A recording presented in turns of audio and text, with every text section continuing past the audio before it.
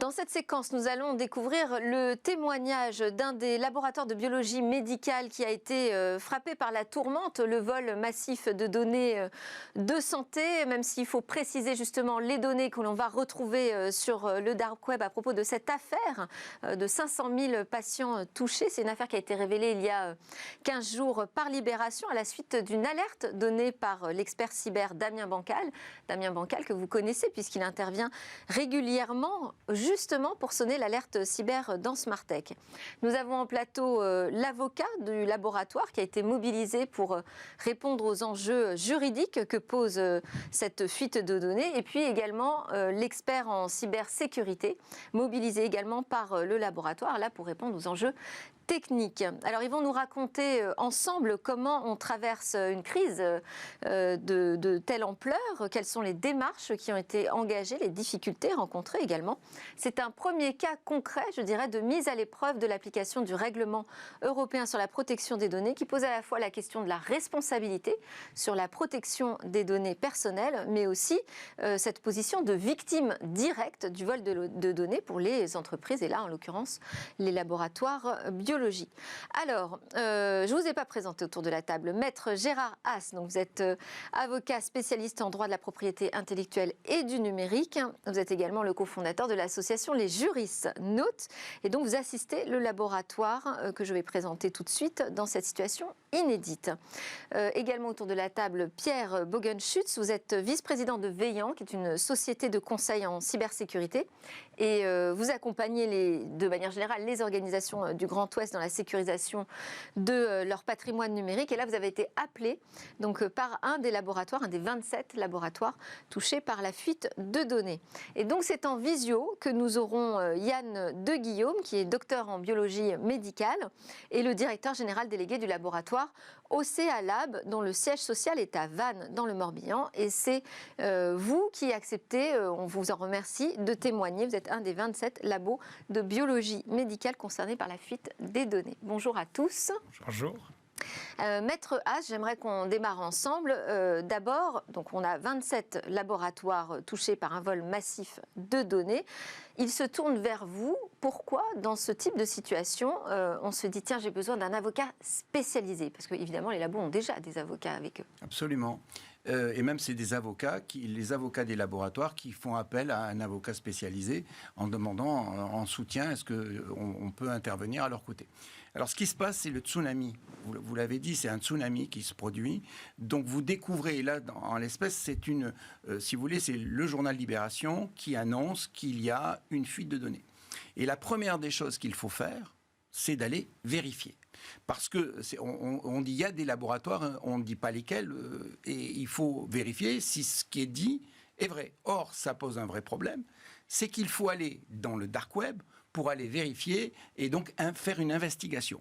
Et donc, ce n'est pas l'avocat qui va pouvoir le faire, c'est une société spécialisée dans la cybersécurité qui peut aller voir et qui va dire, effectivement, dans son investigation, eh bien, on trouve des données, c'est des données du laboratoire, et une fois qu'il va faire ce rapport, il faut vérifier quel est le type d'information qui est sorti du laboratoire. Alors là, vous dévoilez une partie de la question que j'allais poser à votre voisin d'en face. Et vous, votre intervention? Alors, notre intervention, elle est une fois que l'on a, si vous voulez, eu ce rapport qui a été établi, on rentre, si vous voulez, dans un jeu de déclaration, puisque le laboratoire est tenu, en tant que responsable de traitement, à garantir une sécurité... De traitement de données. De données.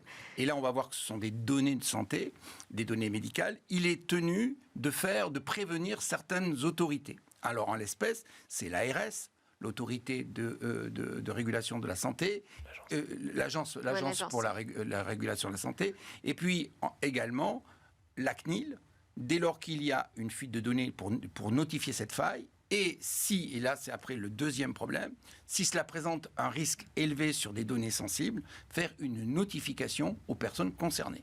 Et donc il y a toute cette itération nécessaire qui fait appel à, si vous voulez, à toute une... Alors il y a un travail qui se fait, il y a une équipe à faire, à la fois le laboratoire qui doit surmonter cette épreuve En l'espèce, on est en pleine période Covid. Ouais. Ça se fait.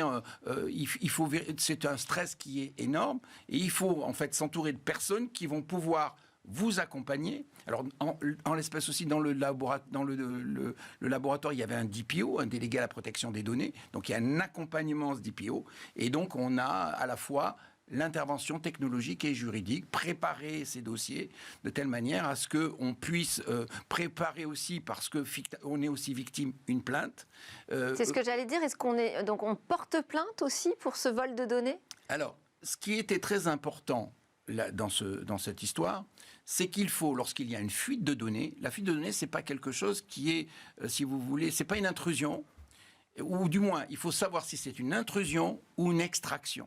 Ouais. Et donc, en l'espèce, si vous voulez, ce qui avait été annoncé par le journal Libération, on parlait de fuite de données, mais on n'avait pas, et ce qui était normal, qualifié en fait l'origine de la fuite. Et donc, il a fallu le vérifier, trouver en fait tous les journaux, de tout l'horodatage, toutes les opérations qui ont été faites. Et là, on a pu constater que en fait, ça provenait d'une erreur humaine lors d'une bascule, lorsqu'on est passé d'une solution obsolète vers une autre. Et donc, on se rend compte que ce n'est pas une intrusion, ce ne sont pas des pirates qui sont rentrés dans les systèmes. Donc, c'est pas une sécurité, c'est en fait une extraction qui a été opérée par un prestataire.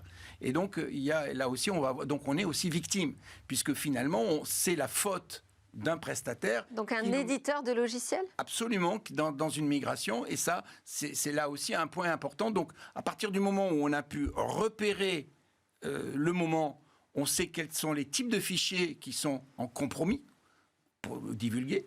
Et donc, ça permet à ce moment-là de bâtir une véritable information pour les patients, puisqu'on est tenu de les informer. Et cette information, là aussi, il y a quelque chose qui est incroyable quand on parlait, c'est que ça a un coût colossal. Alors, on va quand même répartir un peu la parole.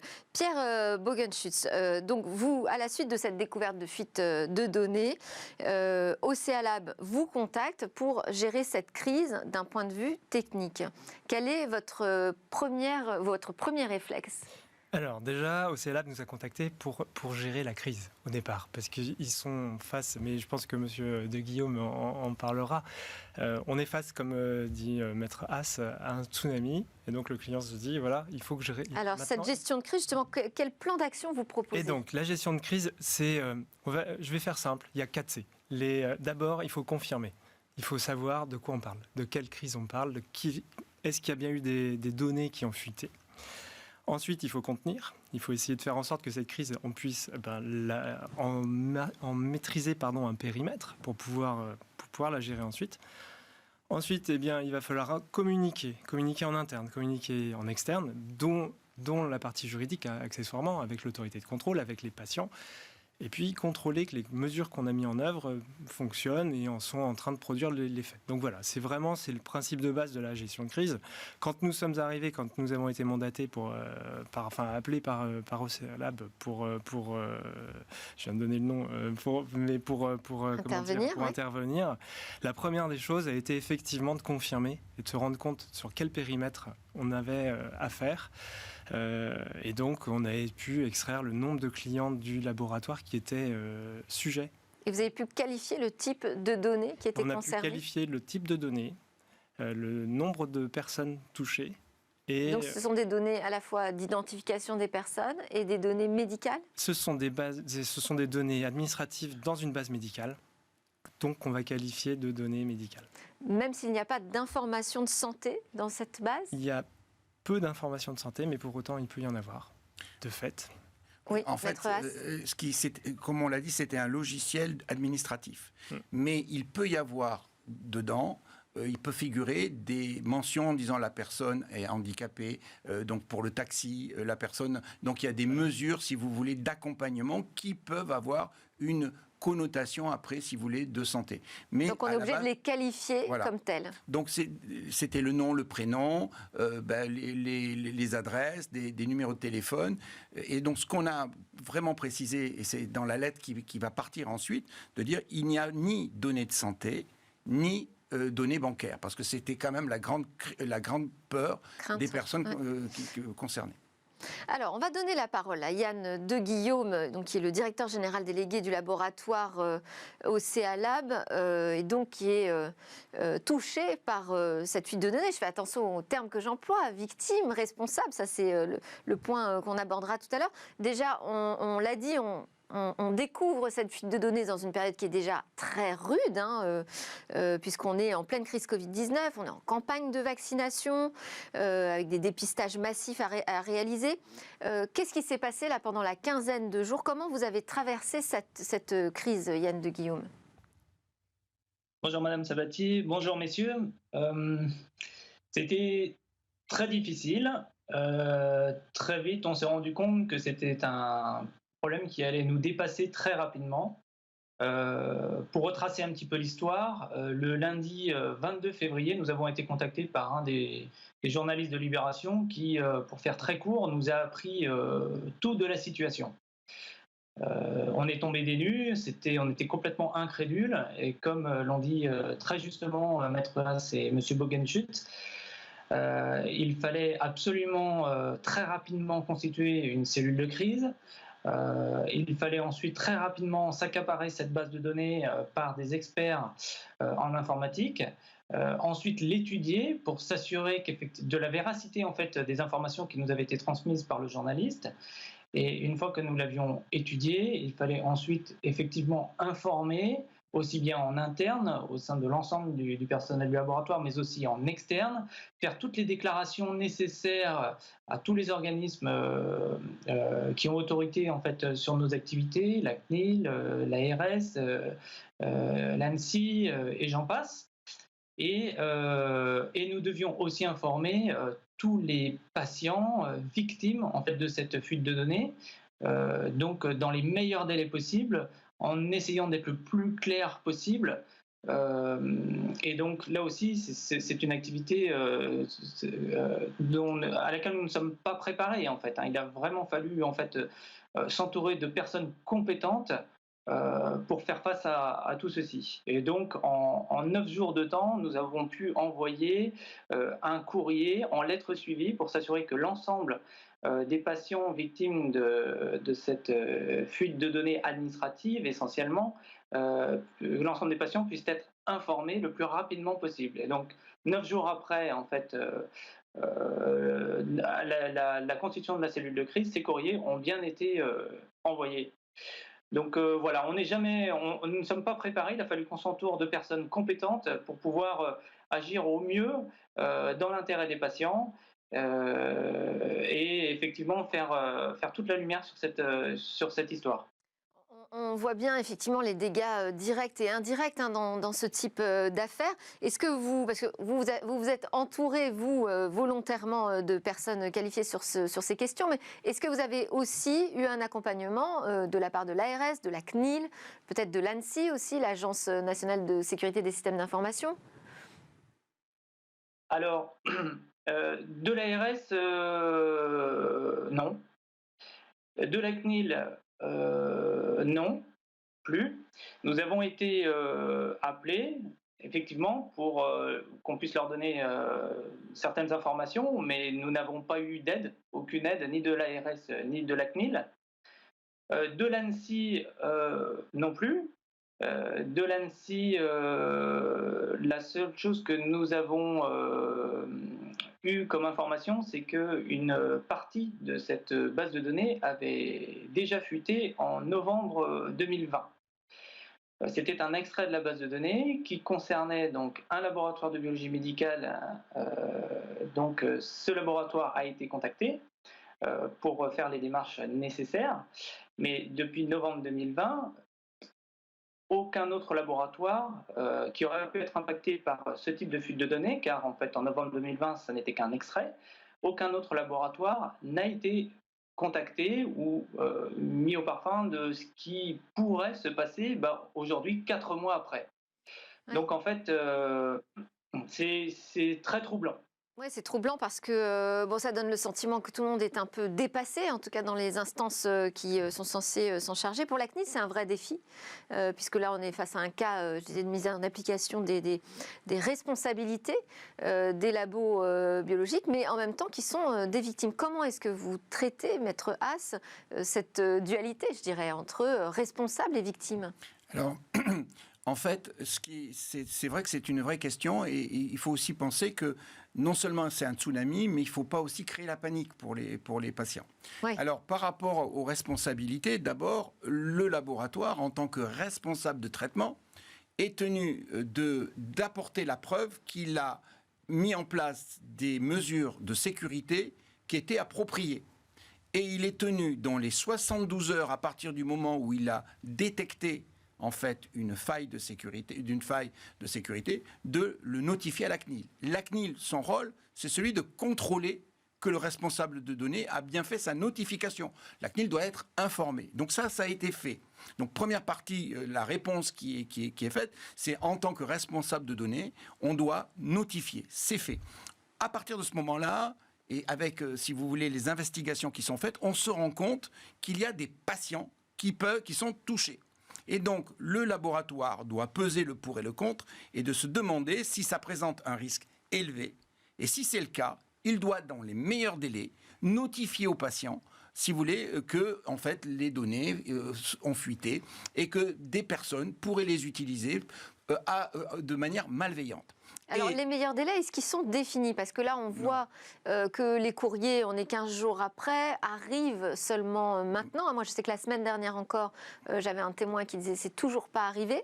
Damien Bancal, l'expert cyber que je citais, qui est à l'origine de la révélation de cette fuite, nous expliquait que c'est très compliqué parce qu'il faut vérifier que ce sont les bonnes bases de données qu'on a sous les yeux.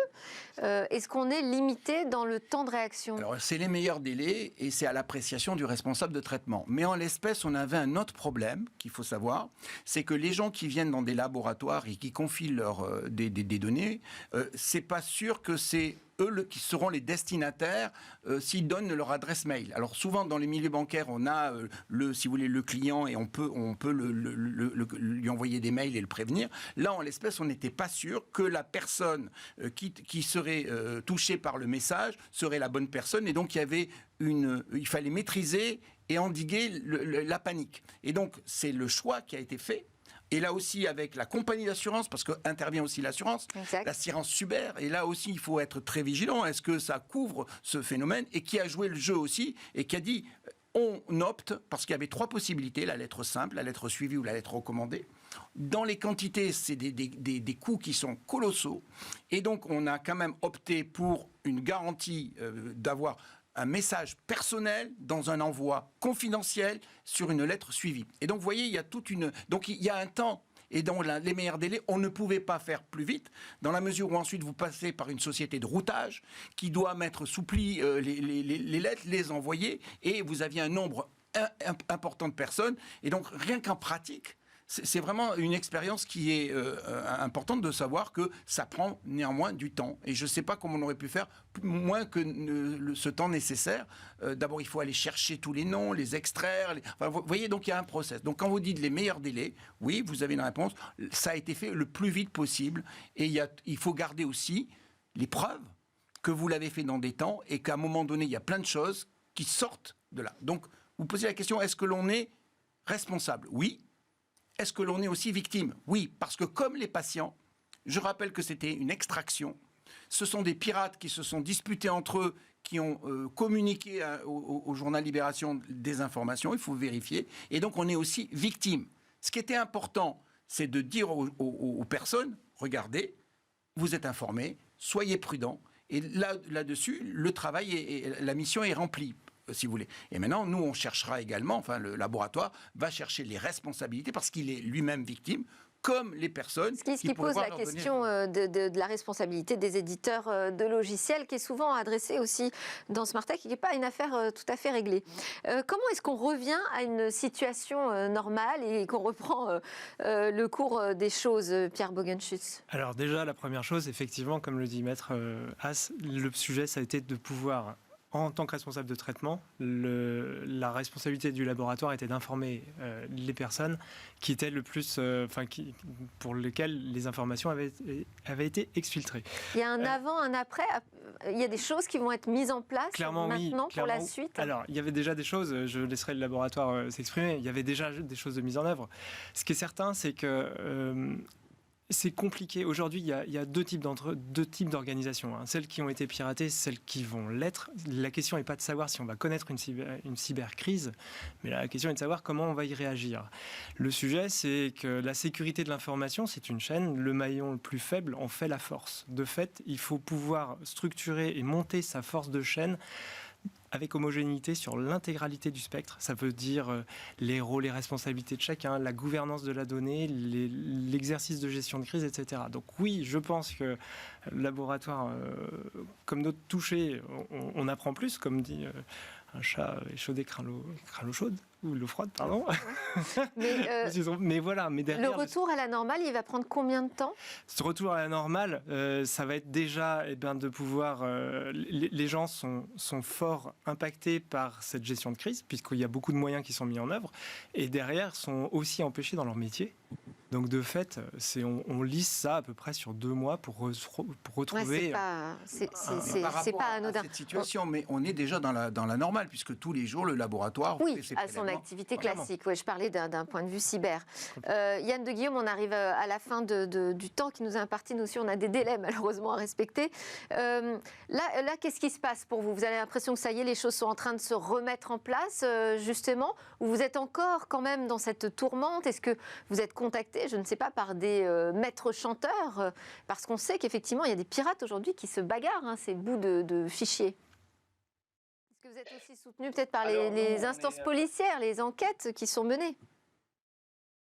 Alors, du coup, on est encore dans la tourmente. Ça, c'est une certitude. On a encore beaucoup à faire. Comme on l'a précisé, tous les courriers qui ont été adressés à l'ensemble des victimes impactées par cette fuite de données dans le périmètre Océalab ont été informés par courrier, envoyé en lettres suivies. Les premiers à l'avoir reçu, c'était vendredi de la semaine dernière.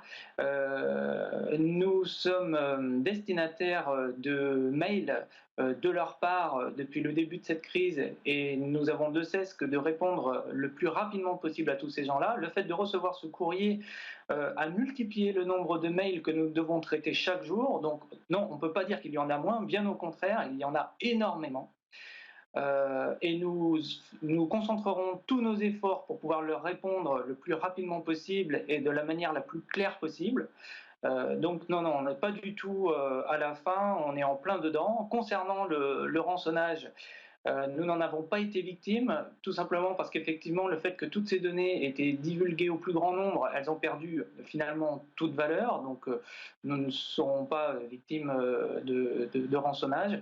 A priori pas. Et je voulais revenir simplement sur la sécurité informatique au sein des laboratoires. Très vite, un mot, s'il vous plaît. Ah oui, ok.